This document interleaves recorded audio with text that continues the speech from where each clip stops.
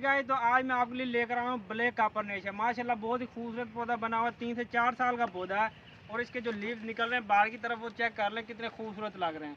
एक तो माशाल्लाह इसकी हाइट होगी तकरीबन 7 से 8 फीट, वो 9 से 10 फीट का पौधा है। और इधर है भाई, चेक करवाएं।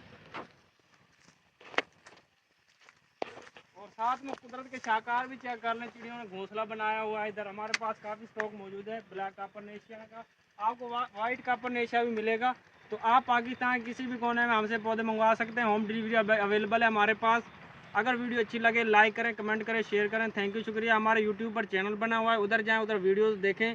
All fruiting plants, all flowering plants, हर किस्म का पौधा वहाँ आपको मिलेगा। तो अगर वीडियोस अच्छी लगे तो हमें फॉलो भी कर लें और सब्सक्राइब भी कर लें। भाई तो चेक करवा दें इनको। माशाल्लाह लीव्स चेक कर लें, नीचे से आए, इधर आए, ऊपर ऊपर चेक कराएं। इधर कितना खूबसूरत ये मंजर दिखाई दे रहा है। ये आपको गार्डन को 4 चांद लगा देगा। थैंक